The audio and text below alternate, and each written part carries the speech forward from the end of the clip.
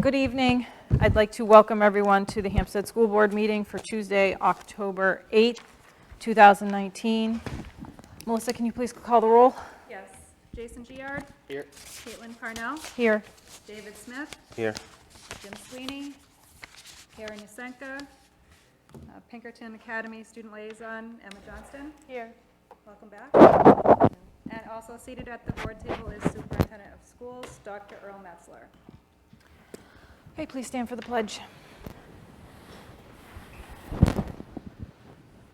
I pledge allegiance To the flag of the United States of America and to the republic for which it stands, one nation, under God, indivisible, with liberty and justice for all.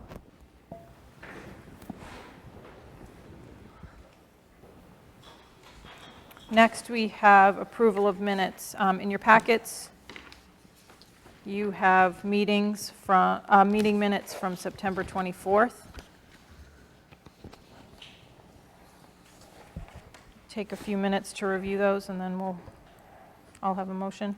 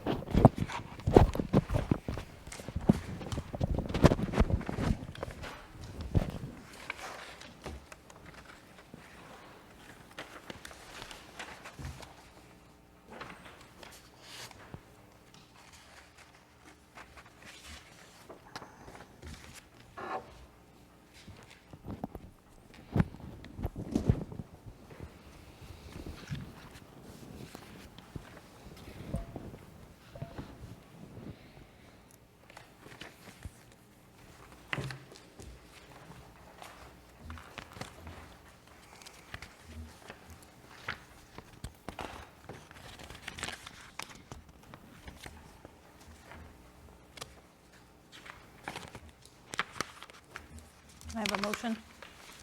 So moved. Second. All in favor? All opposed? Abstaining. Thank you.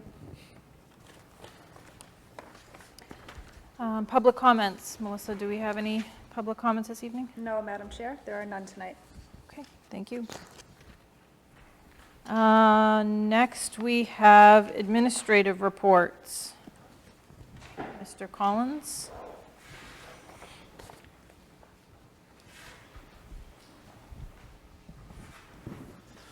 Good evening.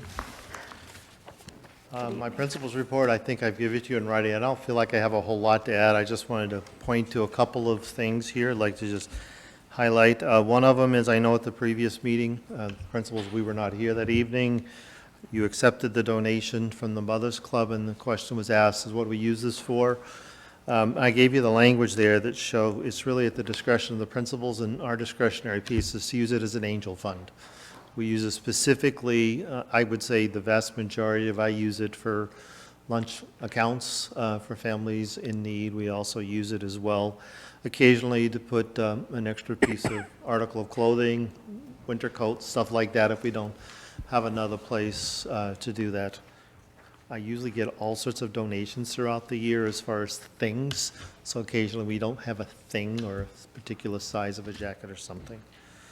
There's just some staffing pieces that are in there. We made some changes. I just want to publicly say thank you to Jennifer Green. She did a nice job filling in for Michelle Carberry, and she's moved down the hall way to take care of our Title I program. So we now have our 2 Title I tutors taking care of our intervention needs for the students. Read with the Hero, once again, we just have a wonderful day with our children. Lunch Buddies is back. I walk into the cafeteria every day. There's parents, grandparents, and when I meet new parents, I tell them it's an option. They all look at me like, really? Yes, so it's a very popular thing. It's working out well. I shared with you a little bit about an extra 3rd grade recess. We were having a little small issue with the scheduling, and I know you were aware of that. So actually the children and the parents tonight and teachers, we got together and said, let's try something. And it worked out fabulous. The 3rd graders were giving them an extra recess in the afternoon, and it fits in many ways, giving children an extra little bit of playtime for socializations, certainly meeting the goals of that need. Student council and drum, you can see some of our students have been selected for some extra pieces around the school, partly by our staff and partly by their peers. A new thing coming to Central School this fall, Mr. Torelli wants to do a sketchbook club. He saw last year the drum things that took off really great with our music teachers, so he's been wanting to try something. So he said, hey, let's give it a shot this year. He said, I have no idea how many kids will show up. Well, half of the fourth grade showed up. They want to do sketchbook club. So he's working on that one. We'll see how that works. We're right in the midst of finishing up of our assessments, and I just wanted to put in here a plug for Dr. Cheney. She's really been a champion on this Children's Choice. We are housing literally, and I kid you not, probably 10 or 20 boxes a day being delivered to Central School, because this is the time of year we get all of these books, literally thousands of books. And she's working with our colleagues in Timberlane, so there's boxes of books that are going to Timberlane, they're going to the Hampstead schools. We have extra books to give to families. So it's just wonderful, and they're all for brand new reading materials. So, and this is part of the International Literacy Association promoting books, so it's a great thing. So that's just one of those pieces we knew that she would do when she showed up here. I really didn't believe I would see so many extra books showing up at school. This is not a complaint, this is a very happy brag. So, but thank you very much. Thank you. Mrs. Denola.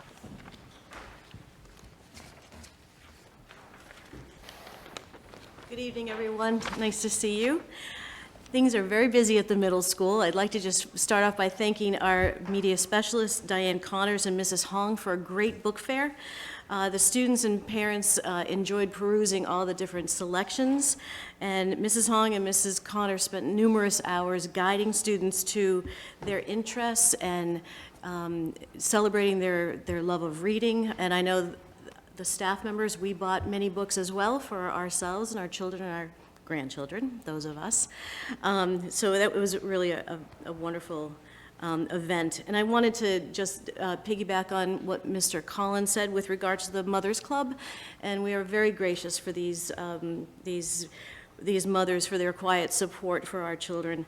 And some of the things we use it for is kids who could use it for picture money, for picture day, field trip costs, clothing for the end of the year activities for our 8th graders, and even for eyeglasses. So we really appreciate their quiet work. Community service, I don't even think I can even put all that the kids are doing with community service lately, but so I'll keep spreading it out throughout the year. This year, we had a new group of students that met with me last week from 8th grade, and they've titled themselves Hawks with a Heart. And what they are doing is they are sewing pillowcases for the Nashua Homeless Center after contacting them and saying, what are some of the things that people could use of comfort and home. And so they took it upon themselves with Mrs. Connors to start sewing pillowcases. We are also participating in the fundraiser for Trick or Treat, the UNICEF program that started 69 years ago for children in need after the war. And in 69 years later, it's 175 million have been raised for children's causes. So again, we will be participating in that this year. And then we have another group of students met with me yesterday to talk about a very unique fundraiser that we'll share with you in a little bit. And it has to do with some Spanish activities that they're doing. And the children talked about what they could do for other children in need. And so they've targeted their monies to go to children that are detained at the border for educational needs. And I just love that idea of children helping children. So I'm proud of them. And we have others coming along as well. Our ventures team, we had 21 8th graders team up with the New England College of Art students. The College of Art students came to our school and talked about landscape and people and their landscapes and their works. And they visited the Robert Frost Farm together, the college students and our students, and Mrs. Downey and Mrs. Mayu. And there's a lot of information there. And they learned how to create poetry photograms using a cyanotope. I don't quite know what that is, but they did that.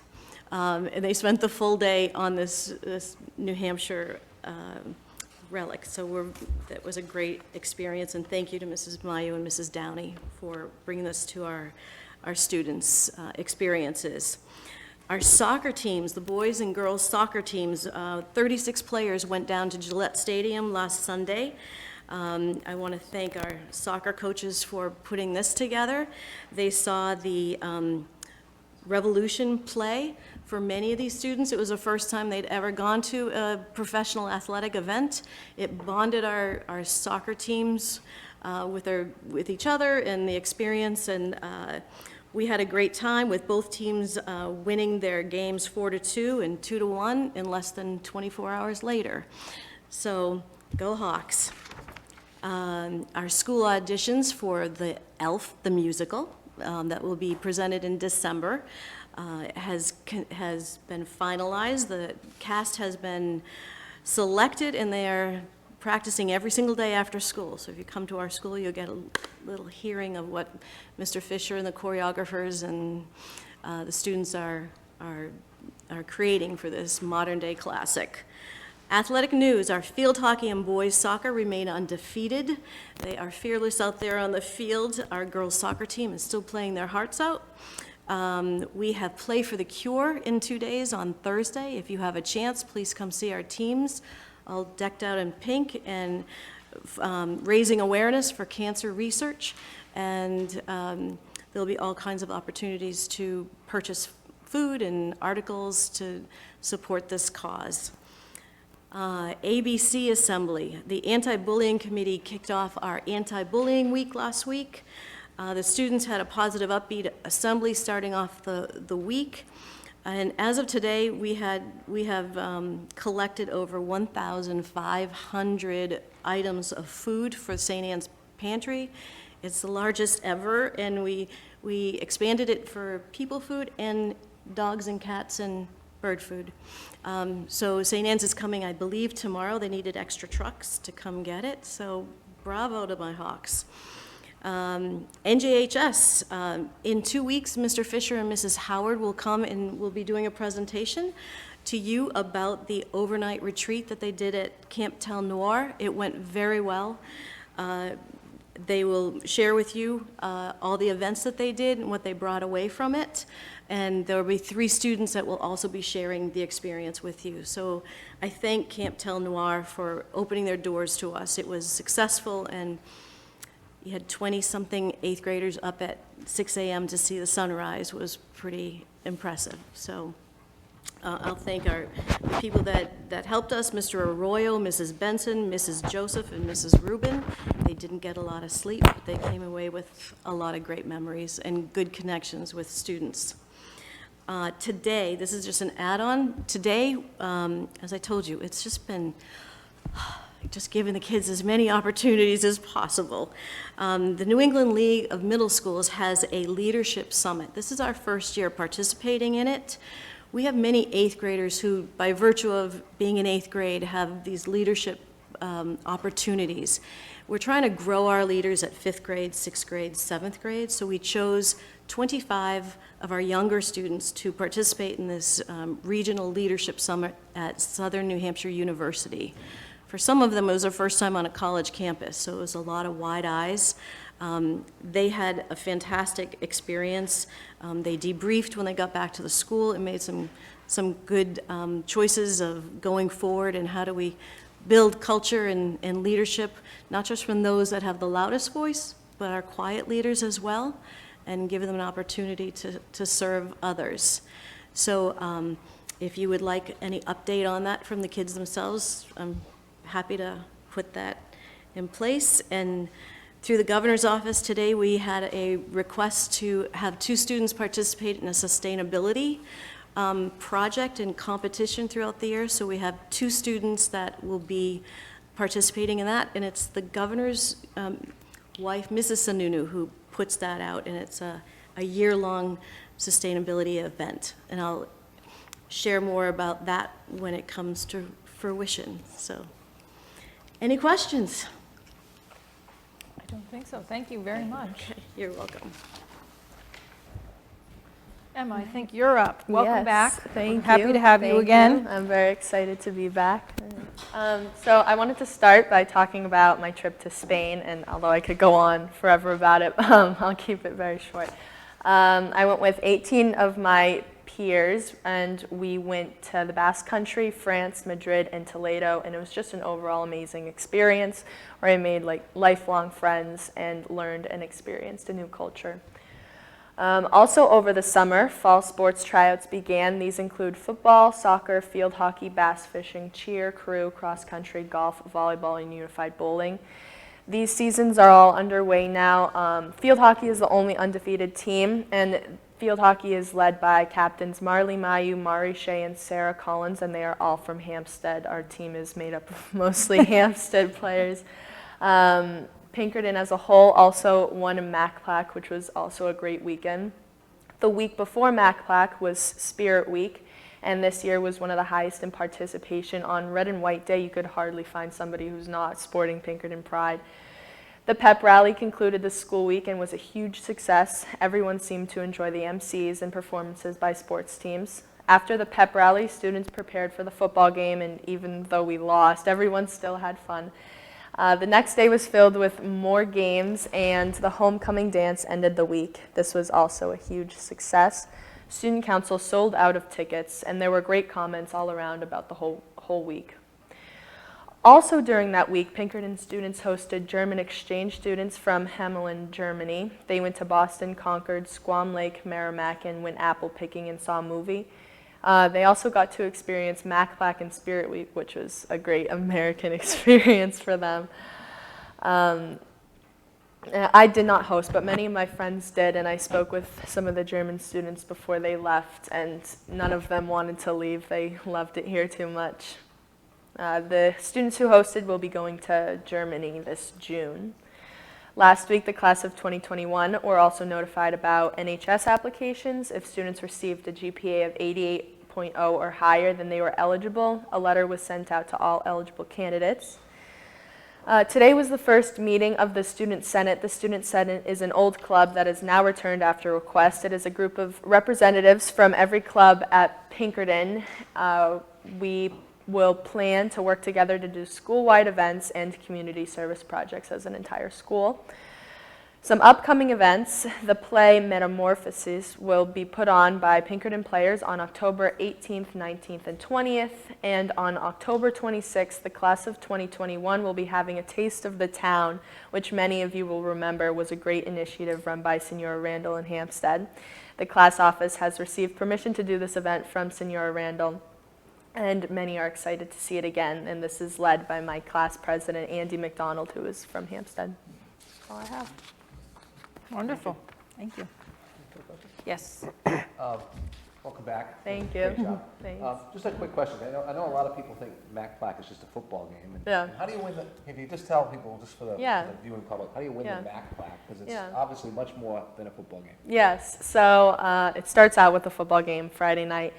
But then the Saturday after, all of the other sports teams play, and every year it rotates. So this year is at Pinkerton, next year it'll be at Londonderry. And so whoever wins the most games will win the overall MACPAC. So I think it was 4-3-1 was our record at the end of the weekend. So Cool. Yeah. Congratulations. thanks. Do we have any other, oh, sorry. Karen, go ahead. No, with your permission, I'd like to hear from either Karen Gallagher or Mr. Dowd on the IDEA grant funds that were diverted to the Derry School District. Could someone explain that and let me know where we are with that? I think you probably should, if I could, I think you should, both of you should come up. A lot of research has been done on this, a lot of work has been done on this, and really I think it's been a shared initiative. No, that's good. Yeah.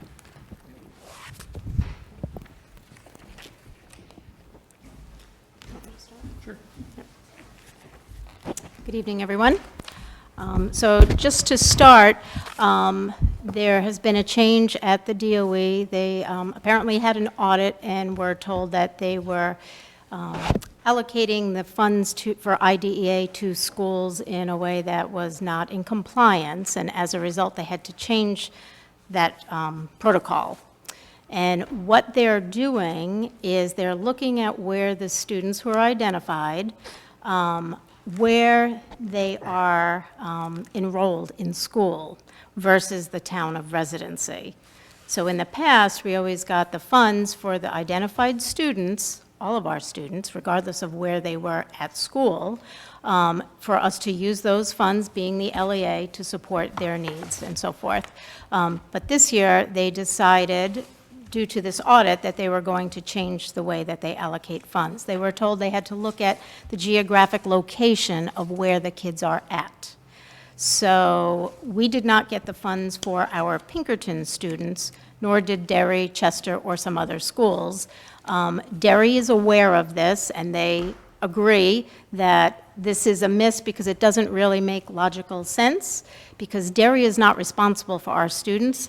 They can't possibly expend funds to support them because they know nothing of them, as should be the case.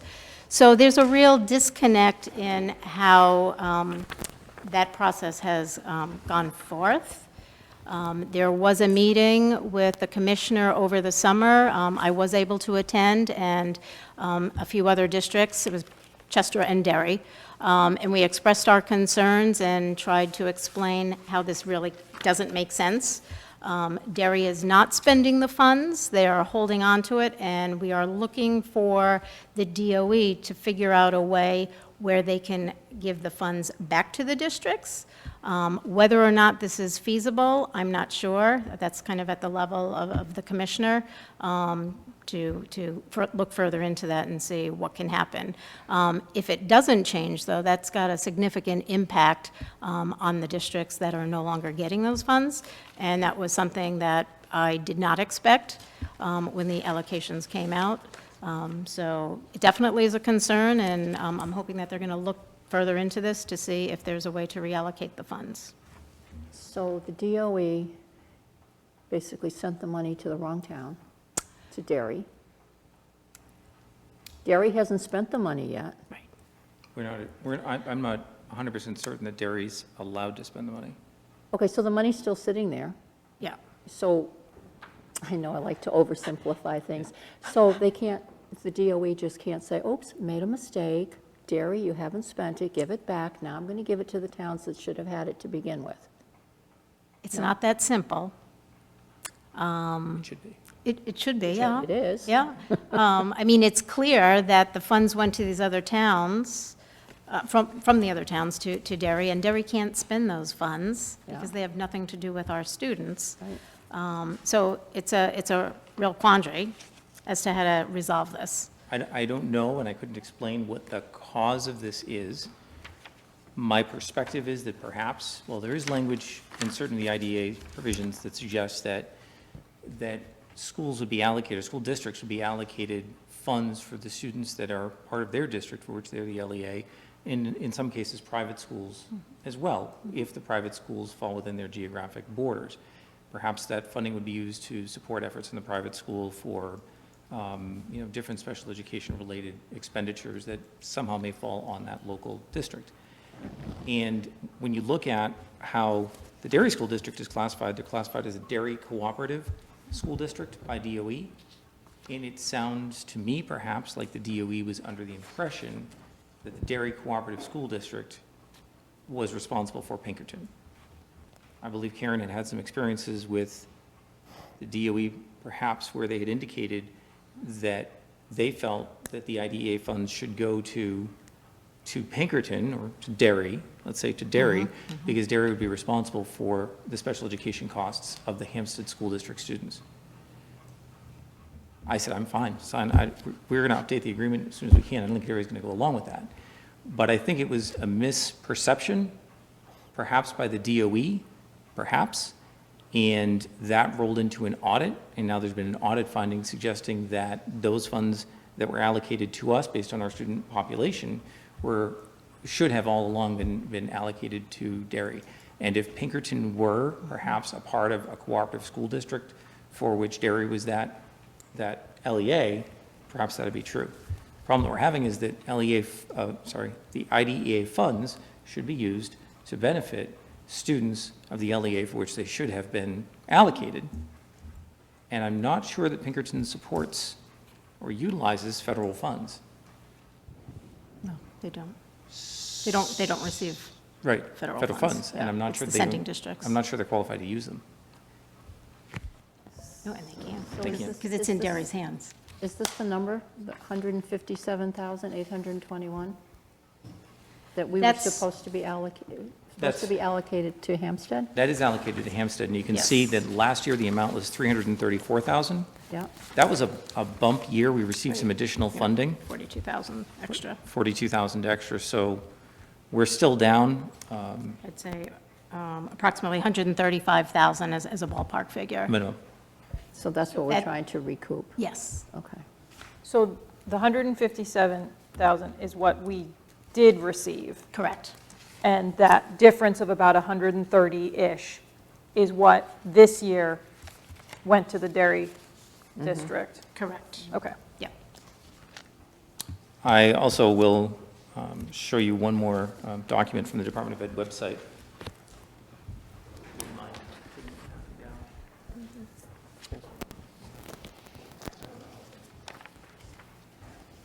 Thank you. So when I looked at what the Department of Ed published for ADM for Derry in this particular year, because their students are at Pinkerton High School, we really can't get an assessment as to what their district ADM is, but we can look at what their ADM is by residents. So all students in Derry who would be going to school. If you see the Derry Cooperative, and I've highlighted on page 2, Derry Cooperative is showing it 6,743 students. Their ADM in residence is in the $5,000 student range. So it's not just us. They're being allocated those students from Chester. In fact, I think Chester was the one that brought this up. When I saw this come through, Karen and I spoke right away because I thought it was an issue with data. I said, this has to be an issue of data on our end. We aren't getting, somehow DOE is not picking up the correct data. It wasn't that at all. We all had to get together and figure out that it's all the sending schools towns, all of their students, all their high school students are being allocated to Derry. And you'll see on the next page, our ADM is showing 873, which is our elementary and middle school population. Caitlin, if I could? So, so now you're well aware of the problem, right? We had less funds sent to us, right? It wasn't done by accident. It's an intentional act, right? Where my disappointment or frustration lies is the lack of notification, right? They knew they were going to do this, they did it, they didn't tell us, they gave us no chance to plan for this. You know, there are all kinds of challenges in budgeting and certainly providing services, but this was really incredible that they didn't notify us that it was like a puzzle that we had to figure out. And I commend the superintendent in Chester. He was really on the front end of this. He did a great job and notified us, and that engaged us in a way early on. But you know, I'm with member Yasenka on this. Seems like a very simple thing. You sent the money to the wrong place, right? Hit a button and send it to the right place, right? So I think we're going to continue to obviously chase this, if you will, right? And at this point, I think the problem that we're going to have is there is an audit finding made by, apparently, according to what I'm understand from the Department of Ed, from their federal oversight body. And as a result of that, now we're fighting an audit finding. The basis of that audit finding apparently is incorrect. Yeah, so call it administrivia, because that's what it is, Yeah. right? I mean, for all intents and purposes. Very, very frustrating. But now, whatever we had as part of that budget, if we still are in need of those services, we're going to have to roll that into our general fund budget. So that was going to be my question, is I'm assuming when we put the budget together last year that was voted on, we were looking at, Well, it's not that bad, because you're Okay. looking at the 1920 allocation of 157,821. Right. The only redeeming factor in this is that these grants now run extended over multiple years. So we have money, we have funding from the 334,000 from the 18-19 grant, which is still open and will continue to be open throughout this year, to cover that. The Okay. problem runs into when we're budgeting for that in the budget year upcoming we're planning for. Okay.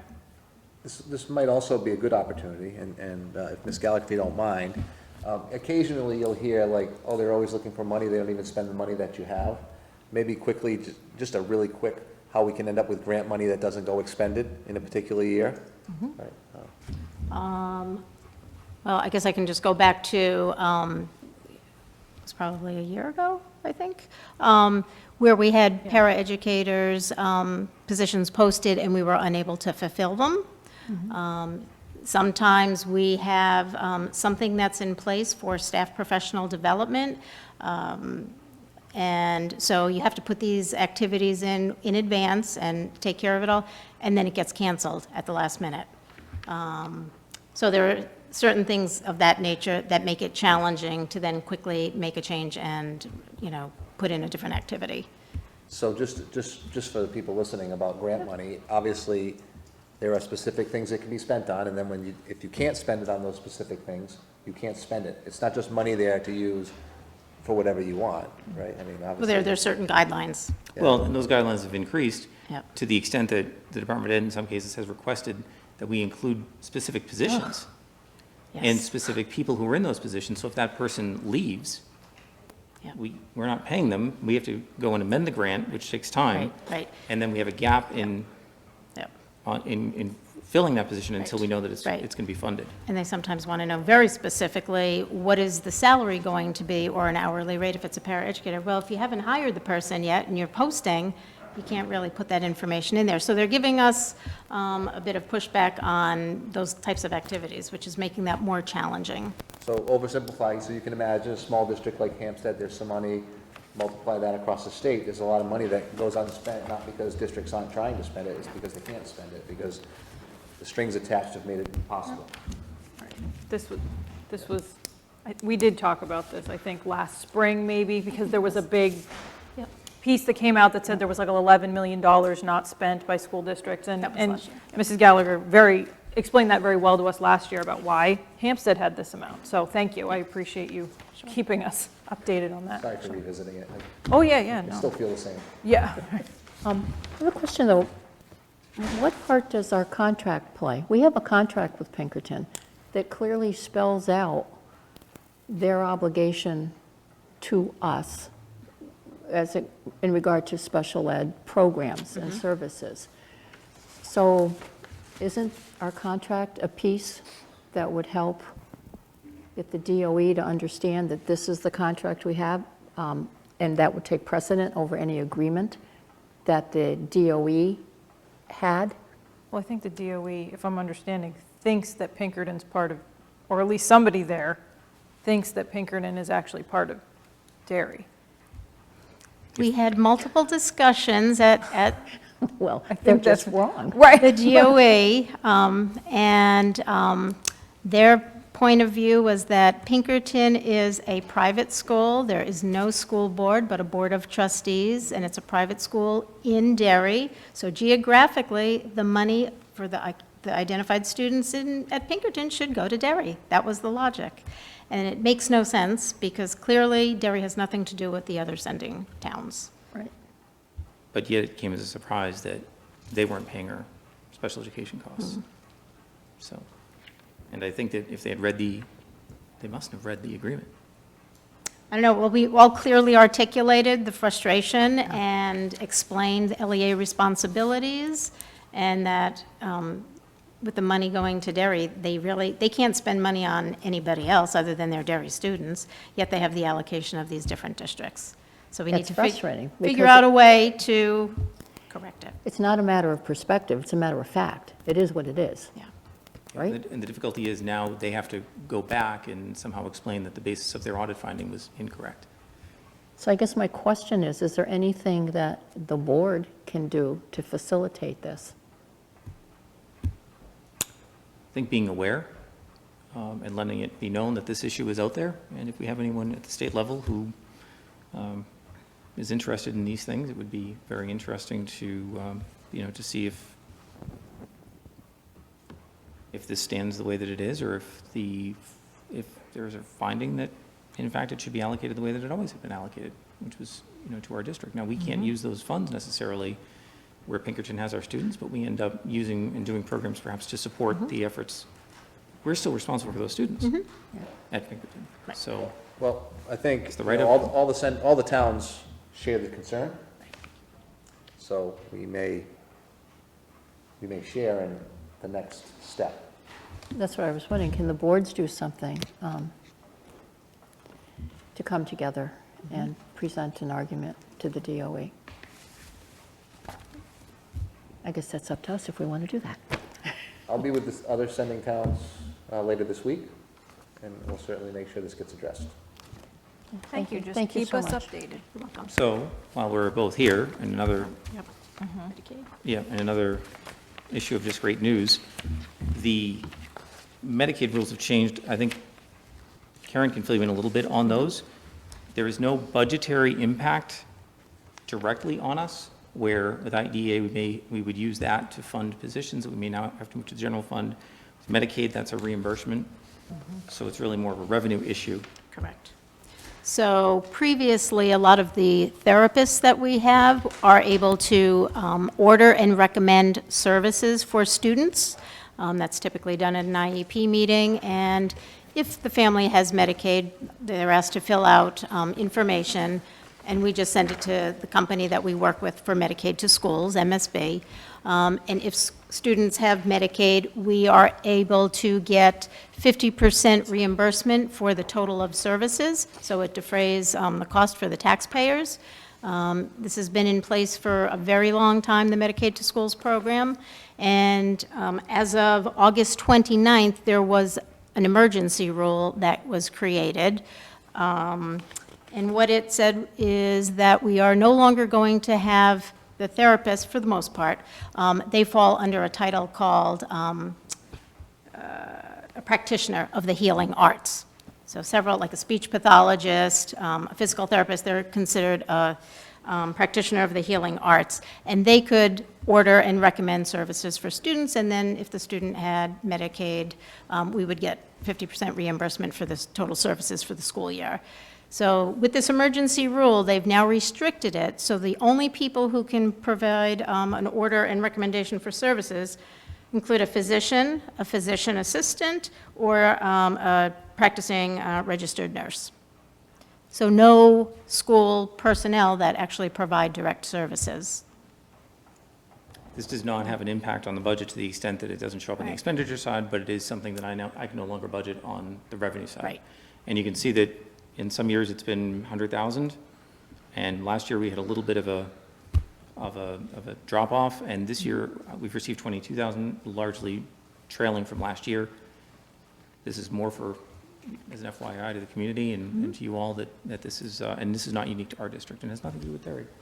Right. So there are a lot of stakeholder groups, there are a lot of meetings that are going on. Clearly, they want to try to turn this around so that schools can continue with the program of Medicaid to Schools. And I do know that, I think it's in February. I don't know if I have it in here, but I know in February it's going to be determined whether they're going to continue with the plan as is, or if there's going to be any change as a result of input from stakeholders and what they might be able to do, the Department of Health and Human Services. So it's kind of to be determined. Don't know at this point. But Any certainly questions? wanted to inform you about these things. Any questions for the board, from the board? No? I'm a little speechless because I can't understand why this makes sense to do at all, specifically to schools, Right. which clearly don't have these positions in the district. Which one, on the Medicaid? Yeah. Yeah. Yeah. And it would be, Karen and I have discussed, virtually impossible to have those positions. It'd be virtually impossible to Yeah. have a doctor on staff at Right. Medicaid Right. rates. Right. Yeah. Could we have a volunteer physician assistant or APRN It's a good write thought. those orders? That's a good thought. I think at Medicaid, Something to maybe consider? at Medicaid reimbursement rates, I think they would tell you that it's practically volunteer work anyway. But in all seriousness, if we had someone who had that possibility, that's a big, it's a big Well, what's involved? They're commitment. writing an order? Is that what that is? No, that's part of it, right? Yeah, that's just part of it. So I would think they'd have to be involved with the IEP team, reviewing what the needs are of the student. Ongoing team meetings. Yeah, it would be a lot of involvement. So, and we may not need to get into this. What is the reasoning for putting this into play? I can't really answer Okay, that. yeah, I know, and I don't Although wanna- I can say every memo that I see coming across my desk is often stating that they are trying to expand reimbursements, but this clearly is not an expansion. No. They might be expanding it in other areas, but not when it comes to identified students that require services. And the team that's working with them can no longer do the order recommendation form so that we can potentially get reimbursements. So I do want to state our students are going to get the services they need. I don't want anybody to be listening thinking my child might not get any services. Nope, services will continue, and we will, provide what we feel is appropriate per the IEP team. It's just that we may no longer get any reimbursements as a result of this change. So just to be clear, did this actually come down from the Department of Health and Human Services? Yes. Interesting, okay. What was the emergency? That's just what it's been I don't know titled. if they titled it, but Yeah, that's just how it was we need to fund presented. something else, so let's take away from you, or what was the driver of that? Yeah, that I can't answer. How many children does this affect? What can you tell me? It varies from year to year. It's not an enormous number. But the services that we're able to bill to Medicaid, we're required to provide anyway. Right, right, Really, there's no impact on students. We Right. still have to provide the service. right. Okay. Thank you very much for keeping us updated. Sure. Let's go for 3 bad news in a row. What's that? Not out here by EPC. Do we have any other administrative reports? Or should we move on? We're going to move on. Current business How about starting the at homework practices update? Oh, nope, I was wrong. Mr. Flynn is coming up for an update? No, I'm just... You're tech, okay. Okay, so we have Mr. Collins and Mrs. Denola to present the homework practices update. You do have papers in your packet about that. Sorry, David, I'm trying.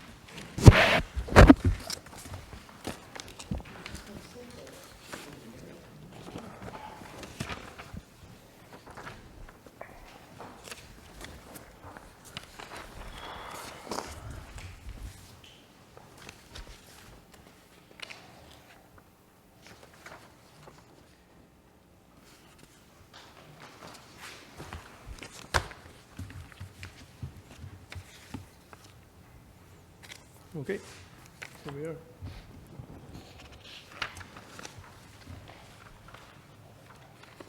Sure, there's not very many clicks to be done. So this is a very simple report. We just wanted to let you know that what we've done in response to the questions about a month ago, how's it going this fall? So what we did is we went and took a deep look at what's been going on in the building, and we just wanted to give you a quick review of how we've been working on communication, because homework is very much about communication all the way through. So if you go to the second slide, you can see that the new policy and the procedures were actually approved in the summer of 2018. We did not assign homework in September 2018. There was a question that was asked, what about September of 2019? No, we started from day one. Implemented the new policy in October of 18. We reported to the board last May. And just a very quick overview of the 3 levels of expectations. K through 2 is really, there's no homework assignments. The teachers do give recommendations of what families can do to support their children at home. Grades 3 through 5, it's limited homework, which is not to exceed 30 minutes. There is an opt-out provision in there for families. And then the last one is homework is expected starting in grade 6, and then it goes to the 60, 70, 80-minute window. Those are basically the expectations of limits. If you go to the next slide, you will see this is what we actually found. I just wanted to remind the board that This spring, we talked about this in 3rd and 4th grade. It was really coming out to be about 30 minutes is what the students were telling us. The teachers said they thought it could be done in a little bit less. And then you can go through the subsequent grade levels. You can see it's not that far off. I think the really important piece is that this sort of gave us some evidence this spring based upon student and parent input, student and teacher input, that the children were actually very much within the policy parameters and all the procedures we discussed. If you go to the next slide, let's just talk about what's been going on this fall. We did address this at all of our opening staff meetings. We did this through our mentor meetings, so all of our new staff got sort of a rundown on the expectations. I did have a few parents reach out to me specifically asking questions. I simply gave them a copy of the procedure and the policies and pointed them where they could find it if they needed to do it, and had a few conversations. A few teachers had similar conversations, and I'm not talking about a lot. A few parents reached out. They just wanted to get some clarity. I meet with my teacher teams every month, so that happened to be the week of September 17, 18, and 19. And as part of that meeting, I reviewed all the practices, gave the teacher a heads up, please bring samples. We looked at some samples. We reviewed the policy, the procedures, just to make sure there was no misunderstandings. We reviewed the communication, because communication is essential here. How is this going out? We're using a lot of good teacher tools. Some teachers have it on the website. Other teachers send home a common packet from a grade level as an example.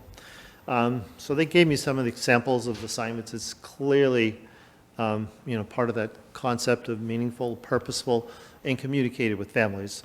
We also had a discussion like what's coming next. Some of the teachers said that they're talking about some projects that they're trying to engage families where they could get involved with it. Now keep in mind at Central School, we're talking up through only 4th grade.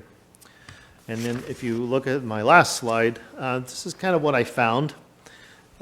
They did share specific concepts and documents, the way they're doing it. K through 2 is simply not assigning homework. They're giving some recommendations. For example, some of them will send home a weekly spelling list with some ways that families, if they'd like to make it a fun thing at home, you could do that. We get to plenty of the practice during the day. They are sharing the spelling list. 3rd grade even sent the spelling list out for the whole year so parents can look ahead. So if you look at K through 4, we are trying to make good use of online programs.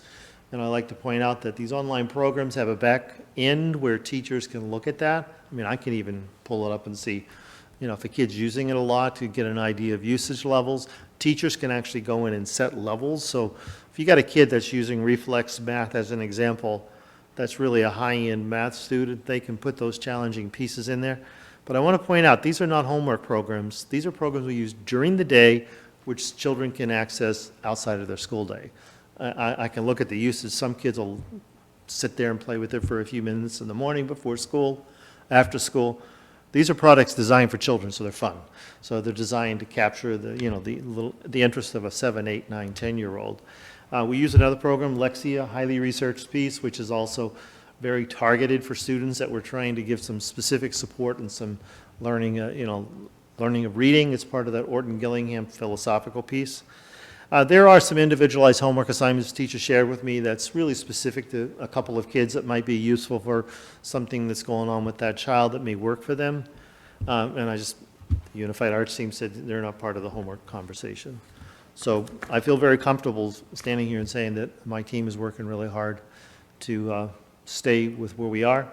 Many of my teachers are extremely supportive of all of the clarity we've been trying to get in place. I think we're in a good place at the Central School. Mrs. Denola is going to continue.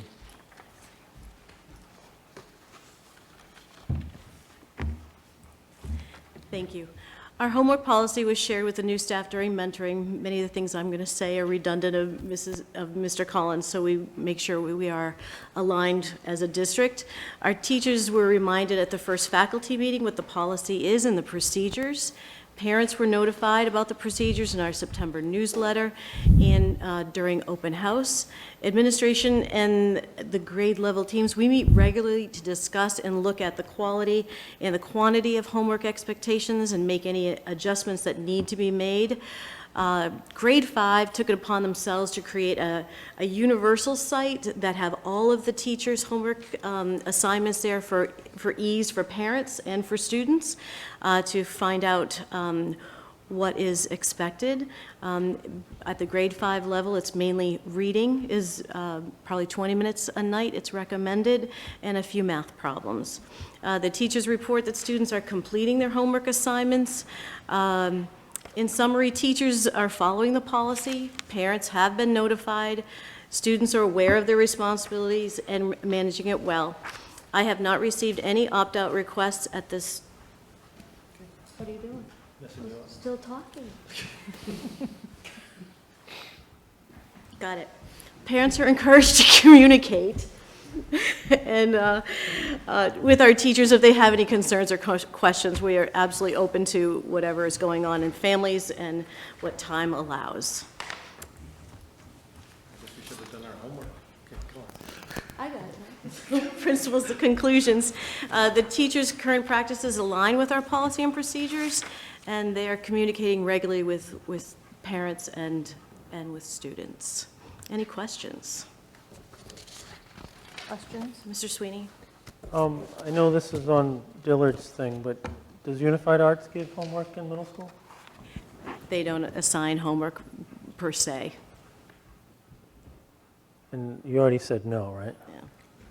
Why not? Very minimally. Because I feel like the time allotment should be going to the core courses. And they are quarterly engagements with the students, and they get it done, they feel fine during the day. So in art class, it's all hands-on. They're doing it, music, they're performing, and that's their decision to not add on. I'm just wondering, some kids excel in those Yes. fields and would like homework. Oh, Just as we talked about distance learning last time for math, maybe some child will be on with Pinkerton with an art class sometime. Absolutely, and Mrs. Downey, I can tell you for sure, works with them regularly, and she has a lot of students that'll come in and have a working lunch with her to do more artwork, so we never stop a child's desire to go further in the arts, for sure. They do a lot of personalized pieces for the kids. Can I just free. speak to this a little bit? I mean, Michael is always trying to find opportunities for kids to take stuff home to work with children. I mean, if that opportunity does exist, it's going to be there, but that would be one of those pieces. Again, I'll go back to what Maria was saying. Really, at the central school, reading and math, and make sure we've got all the math practice that's essential to support the learning during the day. The most important thing with an elementary child is to read, read, read. And then if you need something else to do, a little bit more reading. And, you know, we'll help them with reading materials. We've got enormous resources. We have online free resources. Kids have so many opportunities in this community. That's going to be essential at our level. So reading about a composer would be awesome. Thank you. Any other questions? Okay, thank you very much. We appreciate the update. Okay, next up is, I'm going to do an update, and we need to have some discussions about our ongoing central school renovation needs. The construction committee has come back together with some new faces as well. David and I met last week, This week? Last week. October 3rd. Thank you. It was last week. Thursday. Yeah, sorry. So included in the group that met was the two of us. Dr. Metzler was there. Mr. Dowd was there. Our new facilities director, Jeff Mackey, was there as well, which was a really nice addition. And then we met with Gino Baroni and Craig Jones, who are both our owner project managers and our architect. And really, what the starting discussion was, it came down to, we still have all these needs. We still need to address lots of things at Central School. We did talk about, pretty honestly, the fact that we've been trying to do renovations for years and years, and we need to figure out a way to do something at Central School. We cannot continue to do nothing whether that's because something doesn't pass or because we don't put it up. The board discussions have been we can't do nothing. So what we have charged our experts with right now is to not go back to the drawing board, but to look, we talked about ways to potentially chunk up the project. We've talked about we need to get some final numbers about what the whole project would cost again. So the reason I wanted to update the board right now is there is going to be cost involved in this. Even though we're not talking about any sort of massive redesign, even putting it into several pieces, there needs to be plans that are redone and looking at what the cost is of spreading it out. So in your packets, you do have an initial quote from our architect for that piece. We do know our project managers have told us there will be potentially some additional costs as well from our construction team because they will really be the ones pricing out everything. So there's that cost that needs to be considered as well. Mr. Dowd, if you want to come up, because I would like to speak to these numbers and talk about can we move money around. Really what we've been advised is we probably need to be able to allocate up to $20,000 for redoing the plans, doing additional meetings. It all comes with a price. We haven't done it. We continue to have to spend some money to try to get something done. So I guess I just want you to speak to, do we have funds that we can move if we vote to do that? I could find funds or have funds made available in the budget for that purpose. Okay. And just so we're clear, we're not redoing plans, we're simply having them rework the conceptual design? Correct. We're not doing what we did 2 years ago, which was to go completely back to the drawing board and redesign the entire plan. But as our architects and our project manager have told us, you can't just section something off. Right. And it's going to have impacts on other parts of the building, so we need to have everything prepared. Just would help scale that proposal into different pieces that might be a Yes. little bit more attractive. Okay. Yes, exactly. So knowing that we can do that, we are going to continue to meet as a construction committee. I believe our next meeting's the 30th of October. Yes. Yes. And David and I will continue to bring updates back to the board. We would expect, and what I have asked from our project managers is that they be prepared to present to the board at a meeting that we have the beginning of, December. And that's when we'll really bring it forward fully. There's a lot to consider. We have needs all over, and how we decide which one is more important than the other. And so the public knows, as we're looking at cost, we do continue to look at how we can offset those costs, whether, how we can make it more palatable for the town. David, do you have any additional input? No, I think that's the main point of this, is to get a good strategy that we all agree to. That's what this comes to. It's going to take, a few weeks. It's going to take some time. But we'll come back and say, here are different options to go forth with. Not just one, but here's the options. Yep. And we will have dollar amounts attached to those. So we make it clear, construction goes up. And parceling it out ultimately may be more expensive, but if it's the only thing, if that seems to be the appetite in our town, then that's what we may have to do. And that may be the strategy. We may come back and say, this is what parsing it out is. Here's the overall one and done. That way teams and people can see that and say which way, because no matter what, at the end of the day, we're going to do this. Whether it's staggered and takes many years or it's one and done. But I think that's what we're going to be providing to the board as well as to the community. Absolutely. And I will, you mentioned how to pay for it. The Hampshire State Building Aid, I believe, will be accepting applications through December 2020 for their next big round of project support. So that is a focus of my area in this project, is making sure that we can get something that's palatable, that we can submit and see if we can get and obtain reimbursement, building aid reimbursement from the state. Do you mind speaking on that a little bit more? Just give more of the public of what that means. Building aid from the state? Yeah.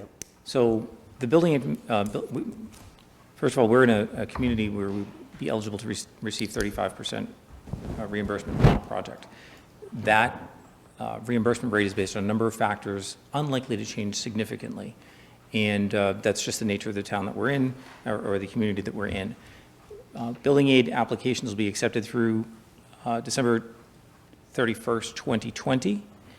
At that point, projects are looked at and ranked, and depending on where our project falls in ranking, would indicate what our likelihood would be to be able to obtain support for that project, not financing, but a grant or building aid on that project.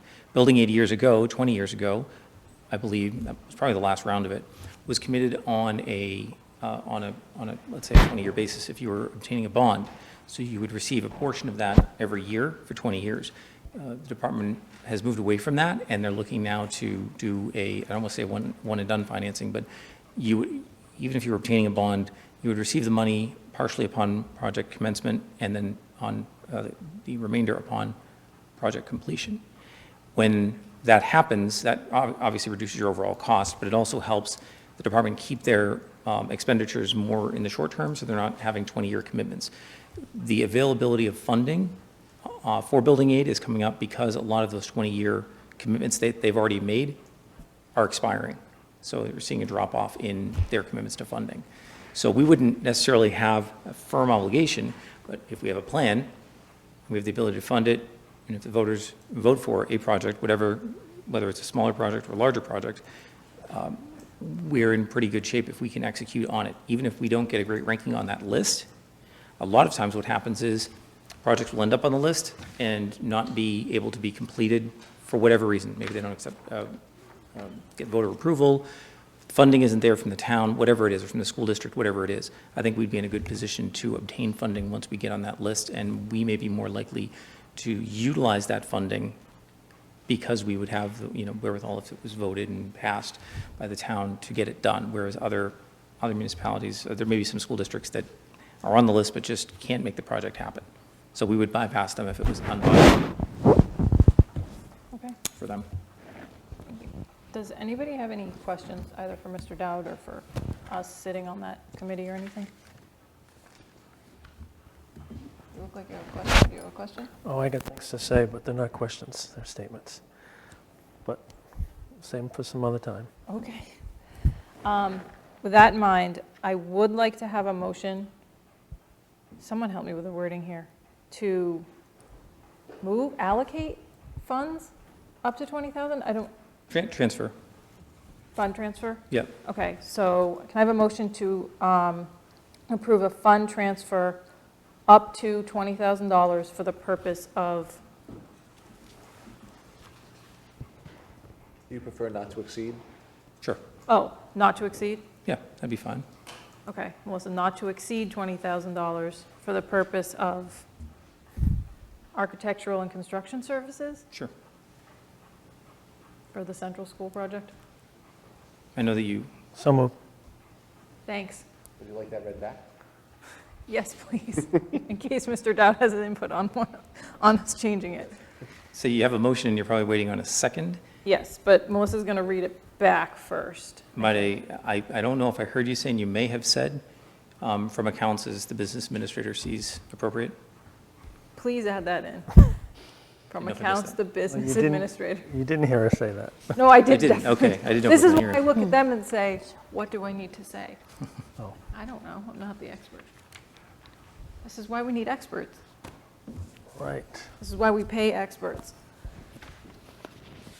Okay, so I think the motion is to transfer up to $20,000 on not to exceed basis of $20,000 among accounts as the business administrator sees appropriate for the purposes of architectural and construction services for the HCS project. Perfect. Is that good? Okay, you still want to put the motion forward as it's read? So moved. Okay, Second. okay, all in favor? Quick discussion. Oh, sorry, yes, sorry. Is that the amount up to 20? Here it says 14,300. Yes. Is this- that specifically for Dennis Myers and then to rework the plan, to chunk it up? It's for, so the reason also that, so this fee says 14,300, the reason we are saying up to 20 is on the advice of our project manager, because this does not include anything from Bonnet Page and Stone. And they will have a hand as well in giving us new pricing and everything, because they're the construction Okay, managers. but I guess my point is, this is for basically changing the plan. If we don't put the plan forward, if we have the plan that we have now, It's to one, evaluate the current plan with the current dollar pricing based on materials. What is that? Then to compare that to say, what if it got chunked out and we were to say option 1 and 3 together based on their input of, hey, 1 and 3 makes sense to go together, or 1 and 2 does. What would that cost be over the long term? We'll look at that so that we can compare and contrast to say, all plan, everything that was there right now, what's that cost? And then what would it be if we said, okay, we're only going to do these 2 pieces and pay for it this way, and these other 2 pieces pay for it a different way? We're going to come back and provide, here's different ways we could go forward in March for a vote. but it's being, but it's going to be done in phases. We're not saying They're- that, no. Yeah, we're We're evaluating. looking- Well, then I'm confused, because you're pulling out 4 separate things here. That was just, that was during our meeting. If we had to do phases, we were trying to identify what we thought different sections would be. That's what that, That's not a ranking, that's just numbers. it is not a ranking, it is just a list. No, I know. Oh, okay, sorry, I'm sorry. I thought No, I that was- wasn't asking a question. Sorry. So the $5,700, is that, did Gino get that from Bonnet Page and Stone? Is that enough? Is 20 enough? Like, That did was he- his suggestion, yes, that he felt that, Should we make it more? no, he seemed pretty. he Okay, was- well, no, I'm just, didn't know if Gino talked to the others. so- Yeah, no, that's what he, Okay. that was what he advised. Did you have a conversation at the meeting with Gino, what it would cost, if it would cost more to do it this way, rather than just to present the plan as we have? Well, Is it going to cost so- more to do it in phases? So his statement was it always costs more to do it in phases. Yeah. However, we don't have a price on that at this point, and he's part of the team evaluating what that would look like. Yes, Dr. Manson? I think one option, and I'm not sure if I heard it, but I think it's been implied that if it's broken into different phases, that all the phases, they just might be funded. It could be done in the same year, just funded differently. There's a lot of discussion that we had in this hour and a half about how it could be paid and how it could be funded. And we're just not ready to come and say, here's the strategy, or here's the different options, but this will help us get there. And if we were going to price out, if you look at what last year was 8 million-ish, right? And we say over a 20-year bond, it's $12.4 million. If we say, okay, we do it in these 2, I'm calling it 2 ways, and I'm kind of going around it, but one way is a short fund, and another way, the other half is a longer fund. Well, what's the difference in price there? Is it less than the 12 million? And now we can tell the story of how we could save money in the long term, or we can say, no matter what we do, that $12 million is the best price, and we can tell that story. So there's different ways that, but we have to show this. Instead of just saying, it's got to be this way, it's got to be this way. No, we've evaluated, because that's what the taxpayers said, go back to the drawing board, see if there's something different we can do, a different way to do this, but still get the same result, either in 2 years, 5 years, 10 years, whatever that is. But that's what we plan on bringing back to this team here, the board. Okay, thanks. Okay, if there's no other discussion, all in favor? Okay, it's unanimous, thank you.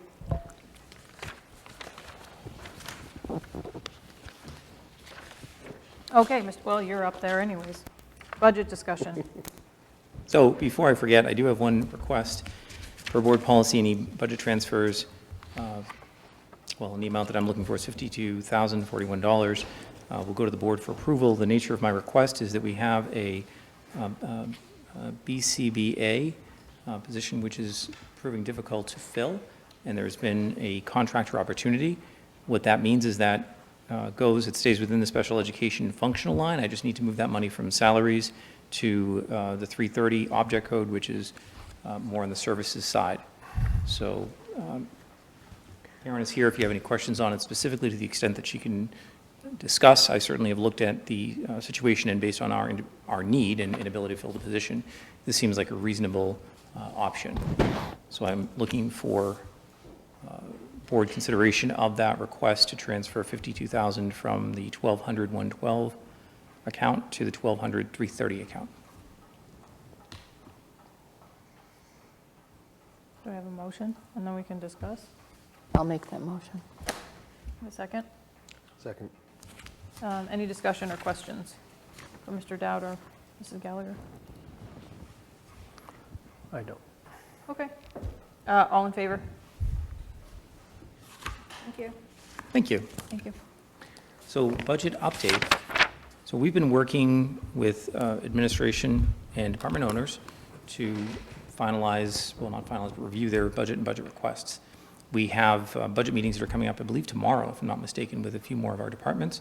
The process is well underway.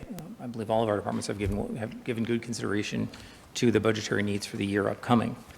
And I will ask the board again if there are any needs or any roles that we should be keeping in mind from a budgetary perspective before we get to a point of presenting a draft on that. And I believe you're having your budget workshop on the 15th, if I'm not mistaken. Yes, in case anyone forgot. Yes, Dr. Traditionally, and Melissa reminded me, so I appreciate it again, traditionally your second meeting in October, there'd be some sort of presentation following your workshop. So if that's a tradition you'd like to continue, and we're Yes. prepared to do that already, we can put that on the agenda and make sure that at your, the 22nd, right? Yes. 22nd, we'd be prepared to do that as well, Okay. so, that, Yes, the board? yes, please. So as a reminder for the board, we have 2 union contracts, HEA and HAS this year, which are upcoming. And as a result of that, those budget lines, or those impacted budget lines, remain the same into the new budget year. And any contract that may be agreed upon goes on to the warrant with the dollar amount for next year appropriated through that warrant item itself. So we don't, those won't be part of the budget. And I did put together a very quick look at the default budget. We don't have many of our numbers in yet. We don't have GMR, which is our guaranteed maximum rate for insurance, which is a budgeting rate it's a not to exceed rate from our insurance carrier. And we really don't have a very good idea as to where we are yet. Well, I think we're getting pretty close to it in terms of what our need is going to be for Pinkerton and outside tuitions next year. The budget would be up a bit from where it had been in the current year to current budget of $27,926,000. The default, very loose default that I've calculated is up about 2.7% overall, reflecting those things which are allowed in the default budget. Contractual obligations, our union, our mandated union increases for the union who is not on the ballot this year.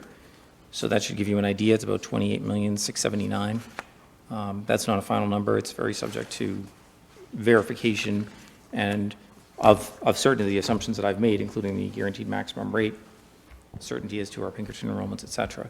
I'll be bringing that back to the board at some point to review with you in more detail and to get your understanding as to the board's findings or the board's opinion of things that I've included in that default budget. That's going to be up to the board to approve. Okay. So aside from what you had already mentioned earlier today, is there anything that anyone has that would be good to discuss? No? Anybody have anything? Any other questions? Don't think so. Perfect. Thank you. Thank you. Okay. Next up, we are circling back to if we have any resolutions that we want to bring to the New Hampshire School Board Association. The deadline for that is November 4th. I don't know that we have anything yet, that I haven't heard any discussion of anything we want to bring forward this year. So unless that changes, I believe technically I'm the delegate, so let me know if anything comes up that you want to put forward. But at this point, I would say we're not putting any resolutions forward for that. Okay. We have policies for second read. There are 6 policies. GCCAE, GC, policy GCB, policy GDO, policy BBBE, and policy IJOA. So these are second read. We'll be looking at adopting these changes, so you can take some time to review.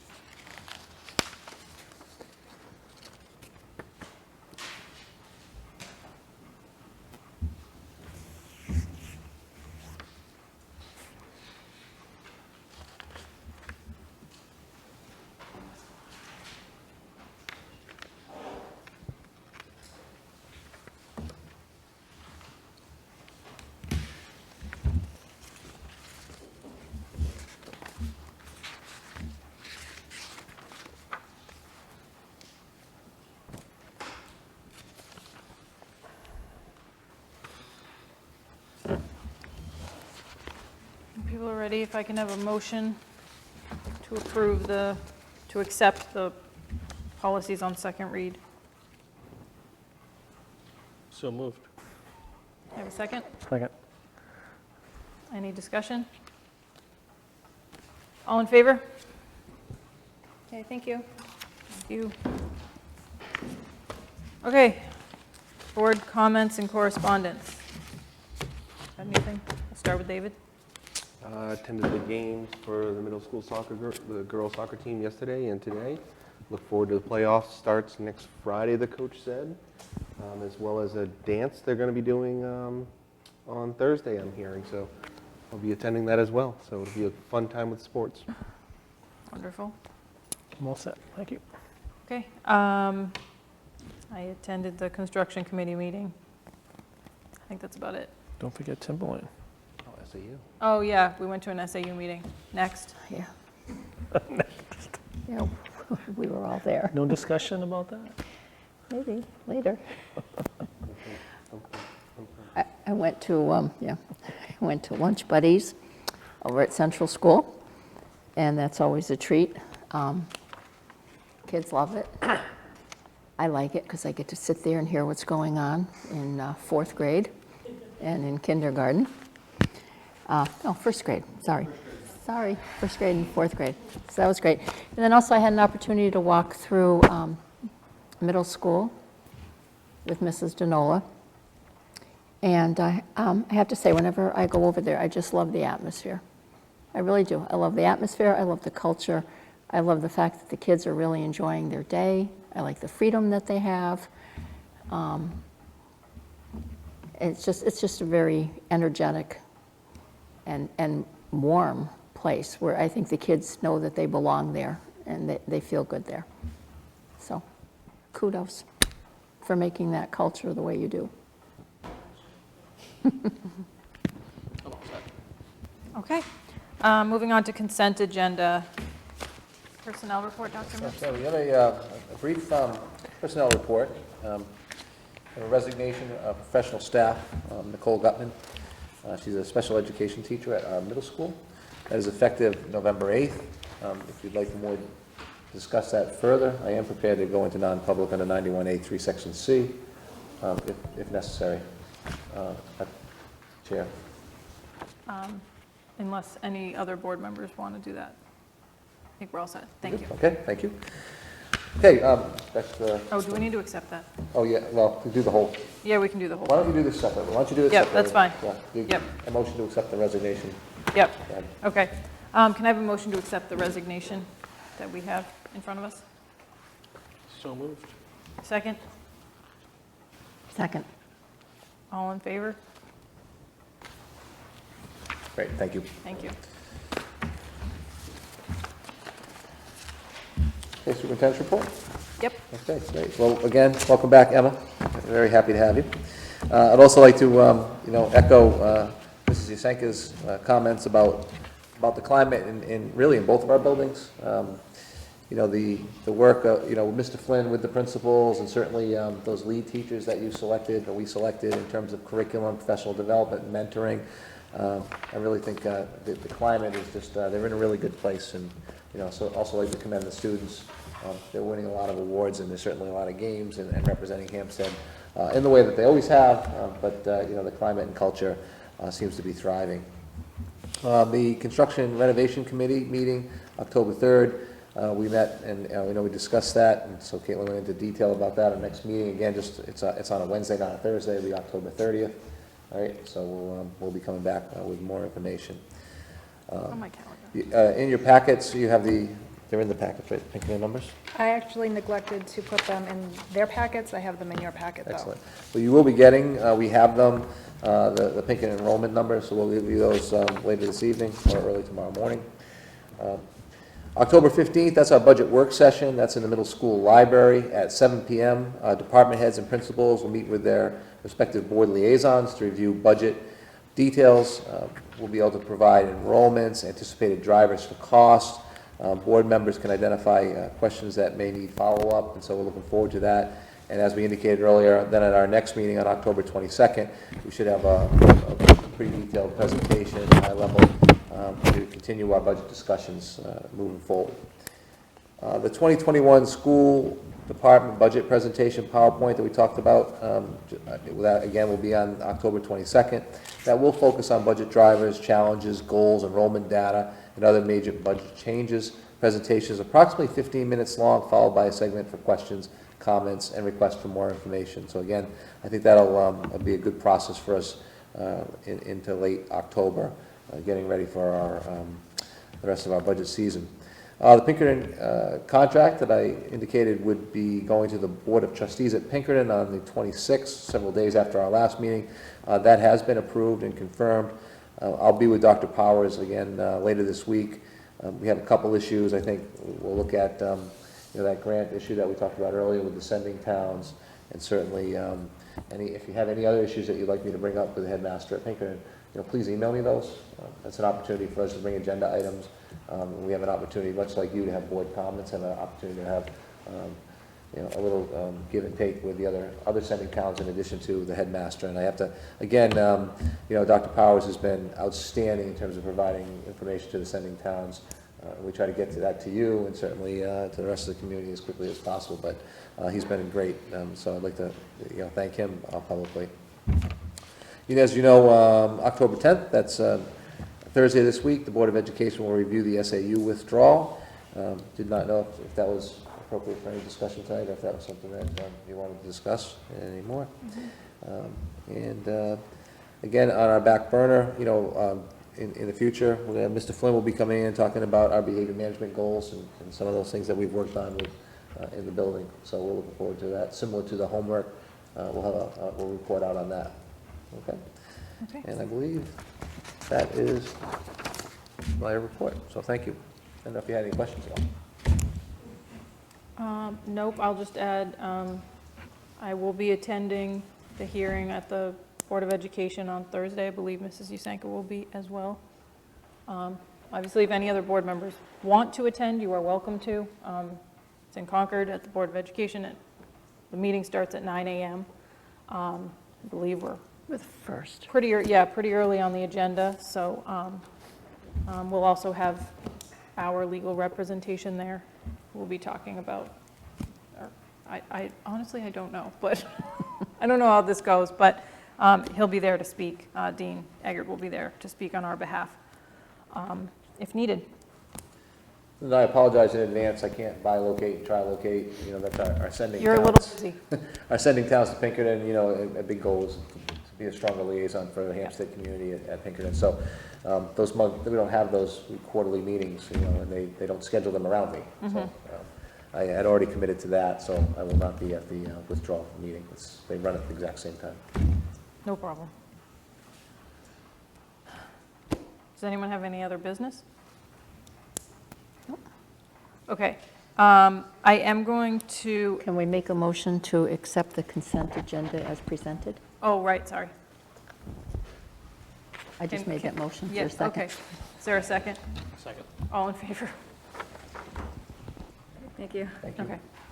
I am going to ask for a non-public, for a motion for a non-public under 91A3, paragraph 2L, for legal advice. Melissa, will you please poll the board? Yes, I'm sorry, did he make a motion to? Oh, enter into sorry. L? Thank you. Can I have a motion? So moved. Second? Okay, thank you. Mr. Giard? Yes. Mrs. Parnell? Yes. Mr. Smith? Yes. Mr. Sweeney? And Mrs. Yusenka? Thank you. Thank you. I'm